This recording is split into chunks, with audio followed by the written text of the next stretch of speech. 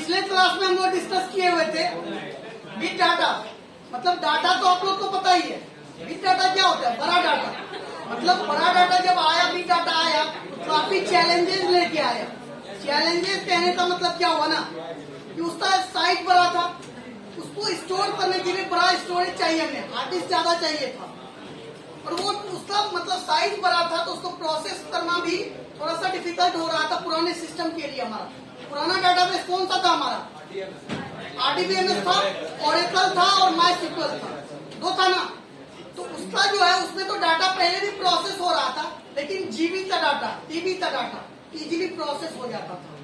लेकिन ये जो डाटा, वो बिग डाटा हमारे पास आ रहा था, ये डाटा हमारा थाउजेंड्स ऑफ टीबी में था, ईबी में था, जेडबी में था और वाईबी में भी हो सकता है।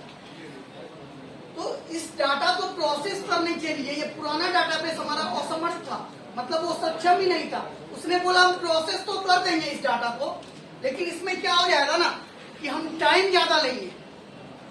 आप मान लो कोई भी फाइल अपने लैपटॉप में कॉपी करते हो, 1 GB का फाइल होता है, उसको कॉपी होने में कितना टाइम लगता है? 1-2 मिनट। वही फाइल अगर 1 TB का हो जाए तो कॉपी होने में कितना टाइम लगता है? 1 आवर अप्रॉक्स, 30 मिनट मिनिमम। तो टाइम ज्यादा ले रहा है ना। तो जैसे हमारा डाटा बल्क स्टोरेज में बढ़ रहा है, उस अनुसार प्रोसेसिंग स्पीड भी हमारा फास्ट हो जाए, वही हम जूम कर रहे हैं ना। पहले हम 1G में ई करके नेटवर्क आता था इंटरनेट का, फिर आया 2G, फिर आया 3G, फिर आया 4G, अभी है 5G। तो G से क्या है? जनरेशन है ये। तो जनरेशन जैसे जैसे बढ़ रहा है, स्पीड भी फेच हम ज्यादा स्पीड अच्छा होते जा रहा है। पहले इंटरनेट का जो स्पीड था और अभी का स्पीड, पहले हम लोग केबी में यूज करते थे, 10 KB 20 KB देता था तो हम सोचते थे बहुत स्पीड है। अभी के टाइम पे वो स्पीड जो है हमारा MB में है। 5G MB में, हमेशा MB में रहता है 5G का स्पीड। हम मेजर नहीं कर पाते उतना जल्दी, वो हमें फाइल एक्सेस करके दे देता है, लाके दे देता है। तो जो हमारा अभी के टाइम पे डाटा है, 95% डाटा हमने बताया था अनस्ट्रक्चर्ड फॉर्म में। अनस्ट्रक्चर्ड करने का मतलब क्या है? उसका कोई फॉर्मेट है ही नहीं। उसमें इमेज भी है, वीडियो भी है, पिक भी है, सॉफ्टवेयर भी है, PDF भी है। आपका एक ही नाम से PDF भी है, उसी नाम से वीडियो भी है, उसी नाम से आपका म्यूजिक भी है, मतलब सेव है ना डिफरेंट डाटा उसी नाम से। तो मान लो आप पुराना डाटाबेस में दे रहे हो कोई भी डाटा, तो उसमें क्या था? स्ट्रक्चर फॉर्म में आप डाटा सेव करते थे। स्ट्रक्चर फॉर्म कहने का मतलब क्या? आप कॉलम, रो एंड कॉलम बनाते थे और टेबल क्रिएट करते थे। एक टेबल में जैसे नेम का टेबल है तो उसमें सिर्फ नेम एंट्री होता था। नेम वाले टेबल में आप फोटो इमेजेस डाल के देखो ना, सेव ही नहीं होता था। रोल नंबर का कॉलम में कोई कॉलम आप ब्लैंक छोड़ दो ना, खाली छोड़ दो ना, सेव ही नहीं होता था। आपने रोल नंबर तो इंटीजर डिफाइन किया हुआ है, उसको आपने गलती से कुछ बिलियन टाइप कर दिया, नंबर ही है, वो नहीं प्रोसेस करता है। तो उसका कुछ लिमिटेशन था और हमें लिमिटेशन नहीं चाहिए। अभी के टाइम पे जो भी डाटा है वो अनस्ट्रक्चर्ड फॉर्म में है, और सारा डाटा तो प्रोसेस करना पुराना डाटाबेस के लिए पॉसिबल है नहीं। प्रोसेस तो वो बोल रहा है कर देंगे, लेकिन टाइम ज्यादा लेंगे। अब मान लो 200 TB का डाटा प्रोसेस होने में हमको पूरा दिन लग जाए तो हम प्रोसेस करेंगे उससे? तो बिग डाटा तो आया, लेकिन काफी चैलेंजेस लेके आया। इस चैलेंज को हैंडल करना पुराने डाटाबेस के लिए, ट्रेडिशनल सिस्टम के लिए डिफिकल्ट टास्क था। तो इसके लिए हमारा टर्म आया हडूप। ये जो है बिग डाटा का जितना भी चैलेंज था, इस सब को हैंडल करने में सक्षम था। ये एक ऐसा फ्रेमवर्क है, इसने बोला हम बड़े से बड़े डाटा को प्रोसेस कर देंगे। आपको बड़े से बड़े डाटा को इतना जल्दी प्रोसेस कर देंगे आपको पता भी नहीं चल पाएगा, ठीक है। और हम उसका बैकअप भी बना के आपको देंगे, आपको डाटा लॉस भी नहीं होने देंगे। क्लियर है? तो डाटा लॉस नहीं होने देंगे, प्रोसेस भी फास्ट करेंगे और स्टोरेज में आपका कॉस्ट भी ज्यादा नहीं लगने देंगे, और देन वो आपका डाटा इजीली स्टोर भी कर देंगे। तो ऐसे सिस्टम भी तो हम चाह रहे थे ना, ताकि ऐसा सिस्टम क्यों चाह रहे थे? अभी के टाइम पे हमारे पास ह्यूज अमाउंट ऑफ डाटा था। आपके पास इंटरनेट का डाटा है, एक मिनट इसको ऑफ कीजिए। बिग डाटा का सारा जो भी इसमें प्रॉब्लम लेके आया, मतलब बिग डाटा जो भी चैलेंजेस लेके आया, सबको हम रिसॉल्व करके देंगे। तो सबसे पहले आज के स्लाइड में हम देखेंगे हडूप क्या होता है। Hadoop, how Hadoop is solving big data challenges, इसने कैसे बड़े बिग डाटा को सॉल्व किया चैलेंज को। उसके बाद है इवोल्यूशन ऑफ हडूप, हडूप कैसे बना, स्टार्टिंग कब आया, कब कॉन्सेप्ट आया और अभी के टाइम पे कितना वर्जन इसका आया। उसके बाद इसके कोर कंपोनेंट, हडूप डिस्ट्रीब्यूशन देखेंगे। उसके बाद डिफरेंस देखेंगे, पुराना डाटाबेस हमारा जो था और हडूप मतलब आरडीबीएमएस और हडूप में क्या डिफरेंस है वो भी देखेंगे आज के स्लाइड में। और सबसे लास्ट इसका इको कंपोनेंट। तो सबसे पहला हम देखते हैं हडूप। हडूप क्या है?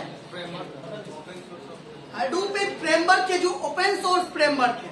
ओपन सोर्स करने का मतलब क्या है? फ्री है, आप डाउनलोड करो, इंस्टॉल करो, यूज करो।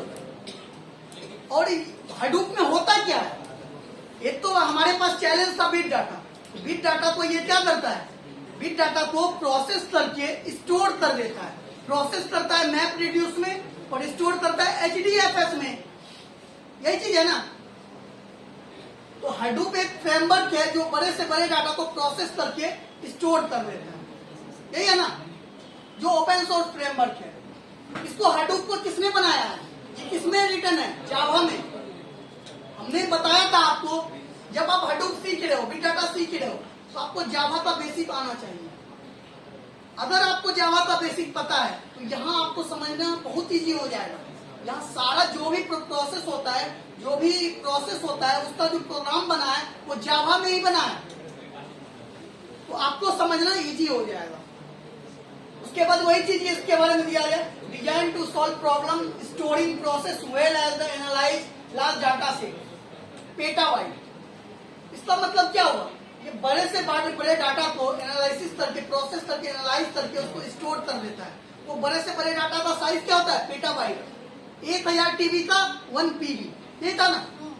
आपको ये चीज तो पता होगा ना, bit byte, KB, MB, GB, TB, then होता है PB, then EB, then ZB, then YB. और हडूप को किसने बनाया है? अपाची ने।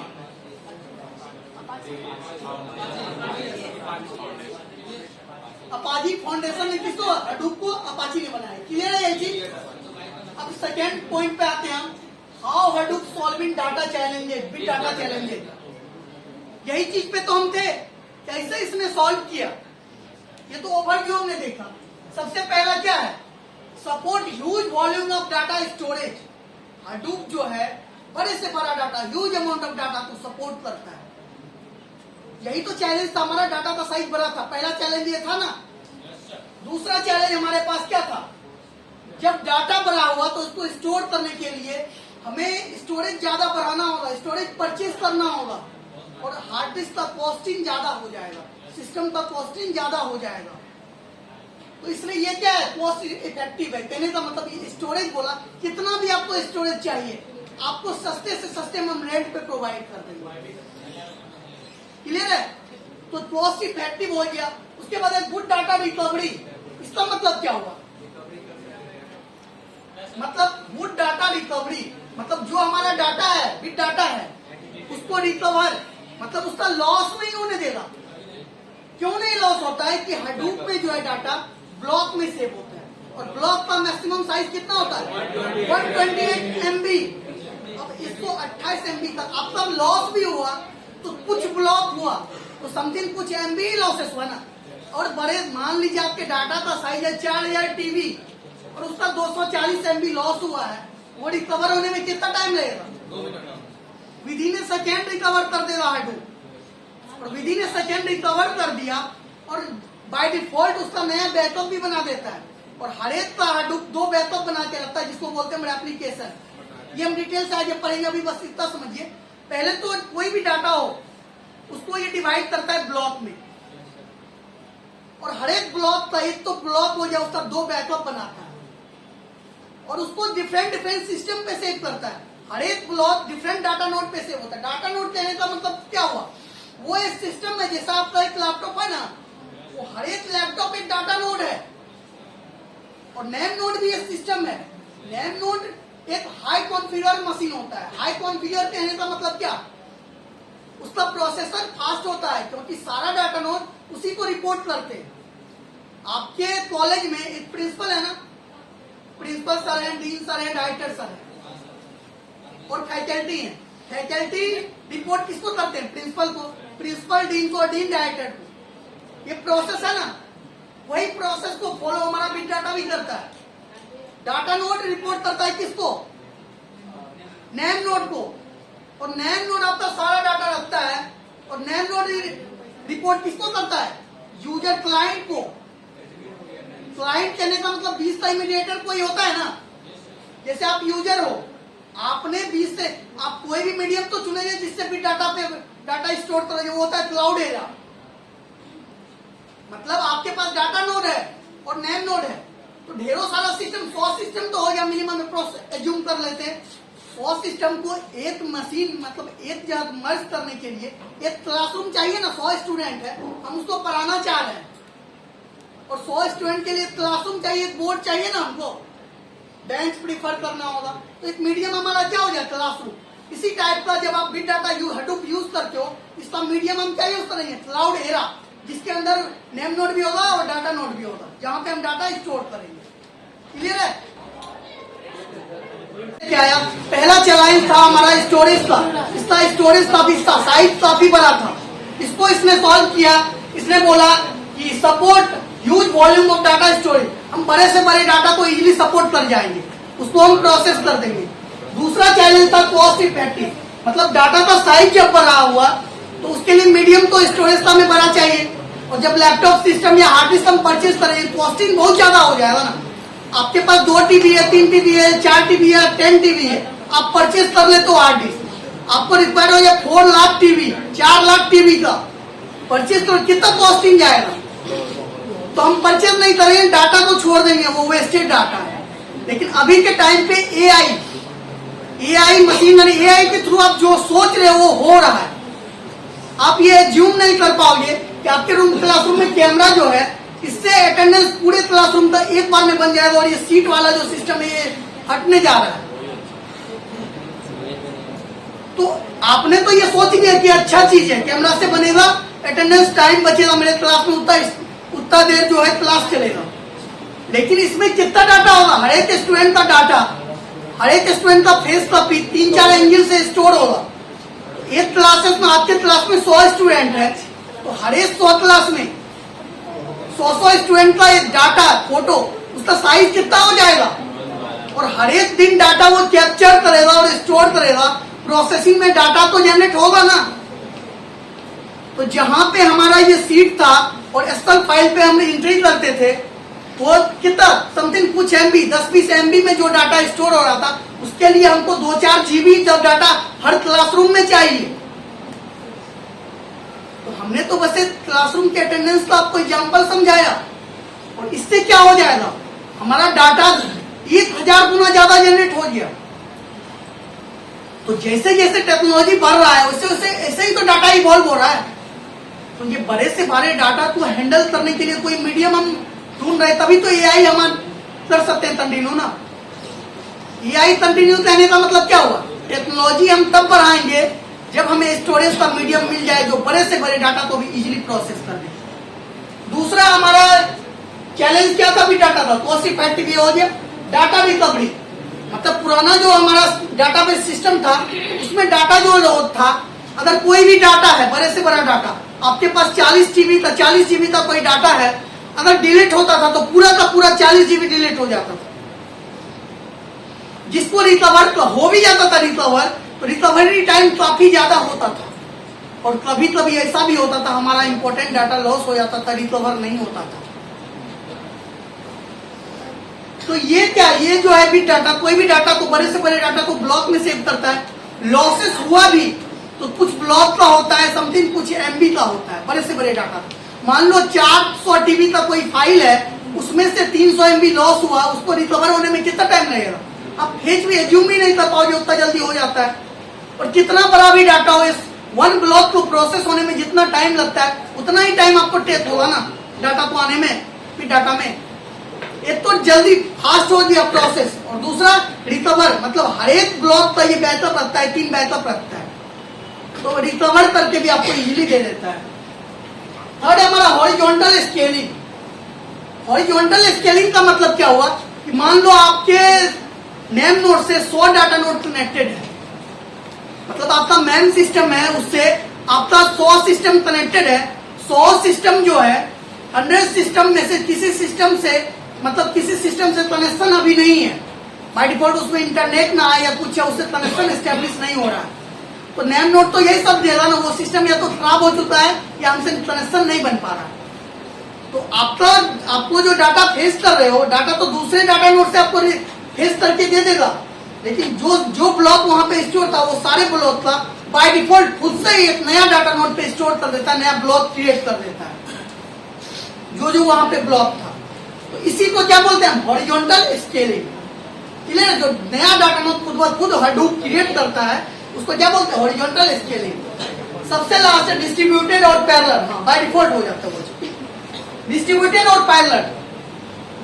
डिस्ट्रीब्यूटेड कहने का मतलब क्या होता है, तोड़ना, ब्रेक करना, कोई भी फाइल को ब्रेक करके ये ब्रेक करता है, और देन उसको पैरेलल प्रोसेसिंग, मतलब ये सब डिफरेंट प्रोसेस होता है, इसको बोलते हैं पैरेलल। आप भी चल रहे हो, हम भी चल रहे हैं, रोड पैरेलल है, ठीक है? मैथ में आपने पढ़ा था ना, पैरेलल लाइन था ना, तो पैरेलल मतलब ये सब डिफरेंट प्रोसेस होता है और डाटा को ब्रेक करके ये स्टोर करता है।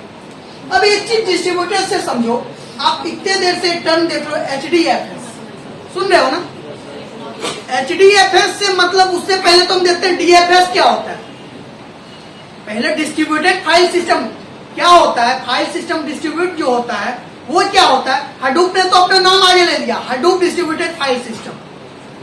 आपने कोई सॉफ्टवेयर बनाया तो आप अपना नाम दे देते हो और देन वो सॉफ्टवेयर देते हो, तो वही स्टोरेज के मीडियम में ये HDFS ले दिया ना। तो DFS क्या होता है, मान लो आपके पास कोई 1 GB का फाइल है, 1 GB को प्रोसेस में आपने लगाया, उसको प्रोसेस होने में 10 मिनट का टाइम लगता है, ठीक है? एक ही सिस्टम में आपके पास, आपने 1 GB का डाटा को प्रोसेस किया, 10 मिनट का टाइम लगा। अब आपके पास 10 सिस्टम है और उस 1 GB के फाइल को 10 पार्ट में आपने ब्रेक कर दिया और सेम टाइम पे सारा प्रोसेस होगा, तो वो प्रोसेस आपका 1 मिनट में हो गया। ये है DFS। क्लियर हुआ DFS? इसी तरह ना ये डिस्ट्रीब्यूट, ये ब्लॉक में कर देता है, छोटा छोटा पार्ट्स में, इसका साइज 128 MB होता है। तो यही है HDFS। HDFS में क्या होता है, डाटा स्टोर होता है। क्लियर है ये चैलेंजेस सारा? अब ये है हमारा इवोल्यूशन ऑफ हडूप। हडूप कब आया और कैसे बना और कब इसके बारे में सोचा। सबसे पहले डॉट कटिंग था और माइक था, इस दोनों ने क्या किया ना, 2002 में एक्सपेरिमेंट किया। हडूप का कॉन्सेप्ट को कब लाया, 2002 में। 2002 में इस कॉन्सेप्ट को लाया और 2003 में गूगल ने GFS, Google file system GFS ने इसको अपनाया। मतलब इसको क्या बोलते हैं, प्रैक्टिकली किया, प्रैक्टिकल किया, इस पे होता है प्रोसेस, कितना जल्दी होता है, क्या होता है। सबसे पहले GFS गूगल ने इसको, और गूगल ने क्या यूज किया था, मैप रिड्यूस पेपर पे। मैप रिड्यूस में क्या होता है, प्रोसेस होता है, हमने कंपोनेंट में दिखाया ना वर्जन में, 2 वर्जन। मैप रिड्यूस में क्या होता है, प्रोसेस HDFS में सेव होता है। 2 ही चीज ना होता है, बड़ा डाटा प्रोसेस होता है और देन स्टोर होता है। डाटाबेस में क्या होता है, यही होता है ना। तो हडूप क्या है, डाटा, बड़े से बड़े डाटा को हैंडल करके स्टोर करने का एक मीडियम है, यही है ना। तो 2003 में सबसे पहले गूगल ने किया, उसके बाद फिर 2006 में याहू ने हडूप के कॉन्सेप्ट को अपनाया। ठीक है, हडूप के कॉन्सेप्ट को अपनाया, इसका मतलब क्या हो गया कि उसने डाटा को क्लाउड पे सेव करने लगा। मतलब ये पुराना डाटाबेस को छोड़ के याहू ने क्लाउड, मतलब यही नेम नोड और डाटा नोड, मतलब डाटा को ब्रेक करके ब्लॉक में सेव करना स्टार्ट कर दिया। उसके बाद 2007 में, सॉरी हाँ 2007 में, 7 और 8 के बीच में फेसबुक आया। 2007 में फेसबुक आया। फेसबुक का उस टाइम पे 1000 यूजर था, बस 1000। कितना छोटा लग रहा है सुनने में। और 2007 के लास्ट ईयर एंड होते होते फेसबुक का टोटल 1 लाख यूजर हो गया, मतलब 100 गुना इंक्रीज 1 ईयर में हो गया फेसबुक का यूजर। तो जब स्टार्टिंग में फेसबुक आया तो उसका स्टोरेज कितना 1 TB चाहिए था, लेकिन लास्ट होते होते उसका स्टोरेज 100 TB हो गया। तो उसने एज्यूम किया कि मेरा स्टोरेज तो अचानक से 8 TB से 100 TB हो गया, क्या गारंटी आने वाले टाइम में ये 1000 TB ना हो जाए, 10,000 TB ना हो जाए, 1 लाख TB ना हो जाए। और फेसबुक के पास डाटा जो था वो कोई स्ट्रक्चर में नहीं आ रहा था। हर एक यूजर का नेम, डेट ऑफ बर्थ, उसका पिक था, वीडियो था, उसका चैट था, वही स्ट्रक्चर में नहीं था। तो पहले तो फेसबुक ने सोचा कि हम पुराना डाटाबेस को यूज करते हैं, स्ट्रक्चर वे में डाटा ना होने के कारण इसने देखा कोई चीज है क्या मीडियम जो मेरा डाटा स्टोर फास्ट भी हो और स्टोर भी करे, इजिली स्टोर हो जाए उसमें और बड़ा से बड़ा डाटा भी स्टोर हो जाए। तो उसे एक मीडियम दिखा हडूप। तो हडूप को फेसबुक ने 2008 में अपनाया और उसने अपना डाटा को किस पे, क्लाउड पे, हडूप पे सेव करना स्टार्ट कर दिया। और अभी के टाइम पे फेसबुक का कितना यूजर है, मिलियंस बिलियंस में है। और अभी भी फेसबुक पे आप कोई पिक डालते हो, 2007 में आपने क्रिएट किया था प्रोफाइल, अभी वो प्रोफाइल पिक है या हट गया, अभी भी है। और फेसबुक ने ये कॉन्सेप्ट किया, हडूप को अपनाया और इसने किसको, इसी टाइप की कंपोनेंट हाइप के थ्रू ये प्रोसेस करता था। ठीक है, तो वो कंपोनेंट में हम देखेंगे, डिटेल से पढ़ेंगे, हाइप का सारा कोड भी हम देखेंगे डिटेल से वो चीज। उसके बाद यही हुआ, ये डिफरेंट आगे बढ़ता गया। उसके बाद एक चीज आता है हमारा कि हमने बताया कि आपके पास नेम नोड है, डाटा नोड है, लेकिन कोई मीडियम चाहिए ना, कोई क्लासेस चाहिए ना, कोई प्लेटफॉर्म चाहिए ना जो मर्ज करके हमको एक जगह वो सारा चीज दे दी, एक ही क्लास में हम उसको यूज करें। तो ये जो कहने का मतलब ऑटोमेटेड सिस्टम, कोई सिस्टम चाहिए ना जिसमें सारा चीज मर्ज होके हो, बस हम यूज करें। जैसे आपका लैपटॉप है, हार्ड डिस्क लगा है, रैम लगा है, प्रोसेसर लगा है, आप इजीली लेते हो, कोई चीज सेव करते हो। इसी टाइप का मीडियम हमको दीजिए ना, एक कोई सॉफ्टवेयर बना के दीजिए जिसपे सारा चीज हो, हम वहां पे डाटा डालें और स्टोर क्लाउड पे सेव हो जाए। मीडियम क्या था हमारा, क्लाउड एरा, जिसको हम यूज में लेंगे। तो और भी मीडियम था, क्लाउड एरा है, मैपार है, ऑल्टॉन है, हडूप 2.0, ठीक है। तो वही सिस्टम, ये डिफरेंट सिस्टम हम आगे देखते हैं, ठीक है। उसके बाद ये है हमारा हडूप का कोर कंपोनेंट। क्या होता है कोर कंपोनेंट? हडूप का 2 वर्जन अभी तक आया है। हडूप का वर्जन पहला हडूप V1 और हडूप V2। जब पहला वर्जन था हडूप का, इसमें ब्लॉक का साइज 64 MB था, 64 MB। तो पहले जो हडूप आया ना, वो अपने डाटा को छोटा छोटा साइज में 64 MB के ब्लॉक में स्टोर करता था। लेकिन वर्जन 2 जब आया तो उसको लगा नहीं, 64 बहुत ज्यादा छोटा हो गया, तो उसने इसको इंक्रीज करके साइज क्या कर दिया, 128 MB। क्लियर है? दोनों में एक चीज कॉमन है, HDFS है, मतलब दोनों में स्टोरेज का मीडियम वही है, वर्जन 1 में भी और वर्जन 2 में भी। मैप रिड्यूस क्या करता है ना, बिट डाटा को प्रोसेस करता है, लेकिन इसमें प्रोसेसिंग का वर्जन 2 में और भी टूल्स यूज हो गया। मैप रिड्यूस तो है ही, और भी अदर फ्रेमवर्क, यार्न भी प्रोसेस के लिए वर्जन 2 में आया। यार्न तो होता है येट अनदर रिसोर्स नेगोशिएटर, इसको हम डिटेल से पढ़ेंगे। अभी बस समझते हैं प्रोसेस करने के लिए डिफरेंट 3-4 फ्रेमवर्क इसमें यूज होने लगा वर्जन 2 में। तो ये यूज होने का मतलब क्या हो गया, थोड़ा सा फास्ट हो गया, ठीक है।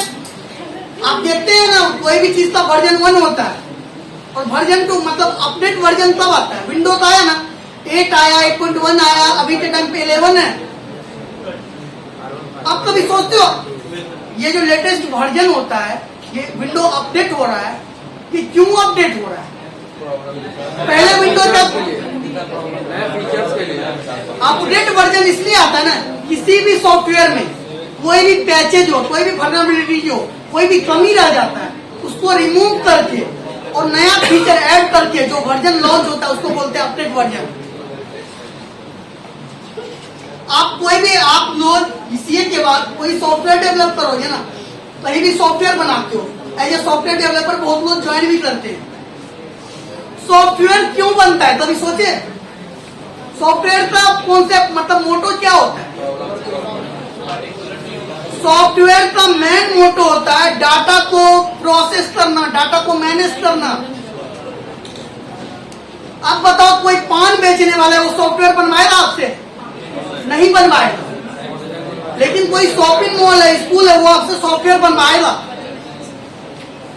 क्यों? कि पान दुकान वाले के पास डाटा बड़े साइज में नहीं है, छोटा सा साइज है, वो तो आप कुछ भी लोगे वो इजीली दे देगा।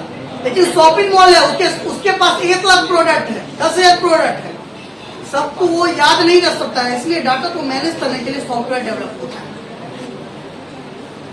क्लियर है? यही होता है ना?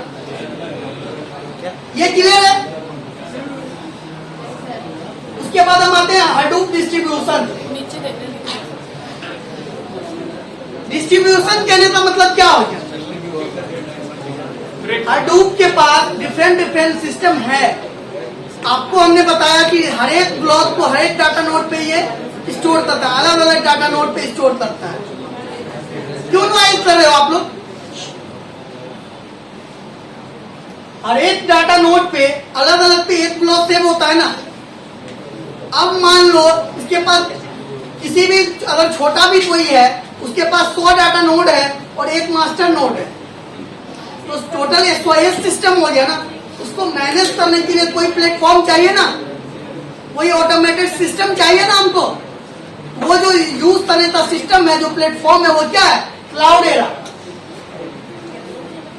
फॉल्टॉन, मैपार, IBM बिट इनसाइड, ये सब में से किसी को भी यूज में ले सकते हो। हम लोग जो सीखेंगे क्लाउडेरा पे देखेंगे। क्लियर है? उसके बाद हम देखते हैं ये चीज, पुराना डाटाबेस जो है हमारा और हडूप, दोनों में क्या डिफरेंस है? क्या डिफरेंस है दोनों में? देखिए, पहले तो साइज की बात करते हैं। इसका साइज जो था जीबी है, जीबी और टीबी, गीगाबाइट और टेराबाइट।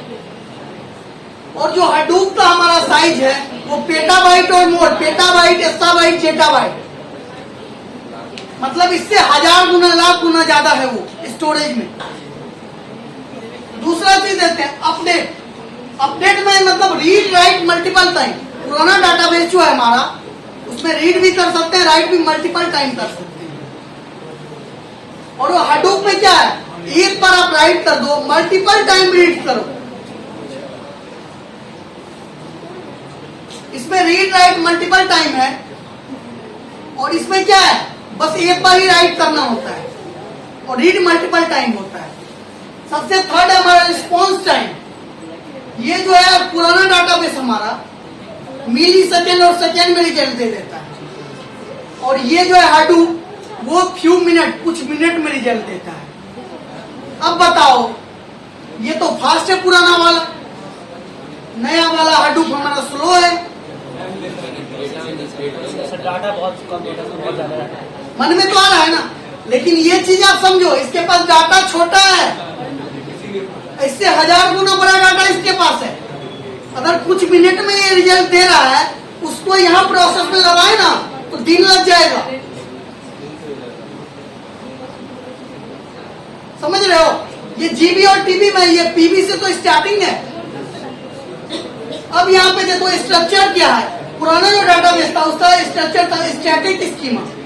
स्टैटिक मतलब फिक्स था, मतलब उसका स्ट्रक्चर फिक्स था कि आप हमें टेबल में डाटा दो, स्ट्रक्चर वे में दो, देन हम सेव करेंगे। यहाँ पे कोई स्ट्रक्चर नहीं है, अब कोई डाटा तो हम सेव कर देंगे। डाटा 3 टाइप का बताए हुए थे ना, स्ट्रक्चर, सेमी स्ट्रक्चर, अनस्ट्रक्चर। अभी के टाइम पे 95% डाटा अनस्ट्रक्चर फॉर्म में है। क्लियर है? सबसे उसके बाद है एक्सेस, मतलब इसमें इंटरेक्टिव और बैच दोनों तरीके से आप एक्सेस कर सकते हो। यहाँ पे सिर्फ बैच के थ्रू आप एक्सेस कर सकते हो। आप लोग ओएस में नहीं पढ़े हो बैच ऑपरेटिंग सिस्टम क्या होता है? Step by step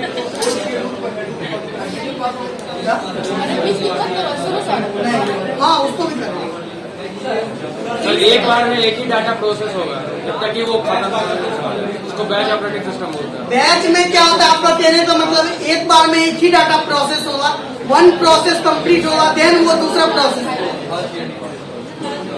first in first out वो का कॉन्सेप्ट। नहीं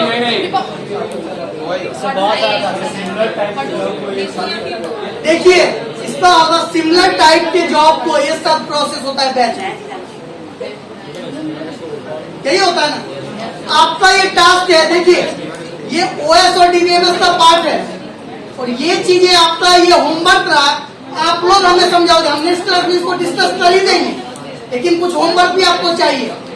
आपने डीबीएमएस पढ़ा है, ओएस पढ़ा है, आपको इंटरेक्टिव और बैच प्रोसेसिंग को आप नेक्स्ट क्लास में आप हमें एक्सप्लेन करो, किसी से भी हम पूछ देंगे, जितना भी प्रेजेंट है सबका अटेंडेंस होगा, किसी से भी हम पूछ सकते हैं, और नहीं होगा तो लास्ट में हम बता ही देंगे। सबसे लाते थे नॉन लीनियर और लीनियर। क्या होता है नॉन लीनियर? ये जो है हमारा पुराना डाटाबेस, ये कोई सीक्वेंस को फॉलो नहीं करता है। अगर कोई टेबल बना है तो उसमें आप डाटा डायरेक्ट डाल दो, और ये हमारा जो हडूप है ये सीक्वेंस को फॉलो करता है। कोई भी बड़ा डाटा आया उसको पहले ब्लॉक में डिवाइड किया, देन उसको प्रोसेस में डाला, देन डाटा माइनिंग का प्रोसेस हुआ और देन स्टोर हुआ। तो यही स्टेप को वो बार बार फॉलो करता है, इसलिए ये है लीनियर और ये है नॉन लीनियर। क्लियर है? अब ये देखिए इसका कुछ इको सिस्टम है, इसका कुछ कंपोनेंट है हडूप का, और सबका डिफरेंट डिफरेंट टास्क है। देखिए यहाँ पे है HDFS, दिख रहा है आपको सबसे नीचे HDFS होता है ना, इसमें क्या होता है डाटा स्टोर होता है हमारा। ये यार्न है और मैप रिड्यूस है, यहाँ पे डाटा प्रोसेस होता है ना। और ये सारा कंपोनेंट है जो डिफरेंट वे में डाटा को प्रोसेस करता है, उसको हम समझते हैं जैसे पिन होता है, ये स्पूफ है, स्पूफ करता है डाटा स्टेशन का काम। अब मान लो आपका सिस्टम है, आप उसके अंदर पहले VM इंस्टॉल करते हो, उसमें आप क्लाउडेरा इंस्टॉल किए, तो आपका कोई भी डाटा किस पे है, लोकल पे है आपके सिस्टम में, और आपको ले जाना है VM पे, क्लाउडेरा पे। तो इसको डाटा को एक्सट्रैक्ट करके हम जो क्लाउड पे ले जाते हैं वो हम करेंगे स्कूप में। पीक के थ्रू हम डाटा को लोड करते हैं, जैसे आप कोई भी डाटा नोड पे, नेम नोड से डाटा नोड पे, या यूजर जो है डाटा वो आप जो अपलोड करते हो क्लाउड पे, डाटा नोड पे जो सेव करते हो वो पीक के थ्रू होता है। उसके बाद हाइव है, हाइव क्या करता है ना, जो हमारा सिक्वल डाटा है, सिक्वल डाटा क्या पुराना डाटाबेस का डाटा, उस डाटा को है ना जो स्ट्रक्चर वे में है, उस डाटा को प्रोसेस हम हाइव के थ्रू करते हैं। उसके बाद है HBase, अब जो स्ट्रक्चर सिक्वल डाटा तो हो गया, नो सिक्वल डाटा जो है उसको प्रोसेस हम HBase से। इसी तरह के और भी कंपोनेंट है, जैसे आपने मशीन लर्निंग सुना है, AI के थ्रू होता है, उसके डाटा को प्रोसेस हम मॉड के थ्रू करते हैं, मेहर। तो ऐसे डिफरेंट डिफरेंट कंपोनेंट है, सबको हम देखेंगे बारी बारी से, ठीक है? यहाँ तक क्लियर है? Yes sir. आज के क्लासेस में हमने क्या देखा? हडूप क्या है? हडूप एक ओपन सोर्स फ्रेमवर्क है जो डाटा को, बड़े से बड़े डाटा को प्रोसेस करके स्टोर कर देता है। इसको अपाची फाउंडेशन ने बनाया है, और ये जावा में इसका कोड रिटर्न है। उसके बाद इसको क्या है, ये प्रोसेस जो करता है डिस्ट्रीब्यूटेड वे में करता है, उसको पहले डिस्ट्रीब्यूट करता है देन प्रोसेस करता है। HDFS का दो कंपोनेंट था मेनली, एक था हमारा मैप रिड्यूस, दूसरा HDFS। मैप रिड्यूस में प्रोसेस होता है, HDFS में सेव हो जाता है वो चीज। उसके बाद इसका कुछ डिस्ट्रीब्यूशन था, क्लाउडेरा था, ऑर्डोन था, मैपर था, IBM बिग इनसाइट था। हम यूज किसको करेंगे? क्लाउडेरा। और सबसे लास्ट था इसका कुछ कंपोनेंट था, जैसे हाइव, पीज, Sqoop, Flume, ZooKeeper, OG, many more और भी कंपोनेंट है, इसको हम ब्रेक से देखेंगे। तो क्लियर है आपका स्लाइड? समझ में आया क्लास में? नेक्स्ट क्लास में हम लोग DFS देखेंगे, HDFS को डिटेल से देखेंगे, ठीक है?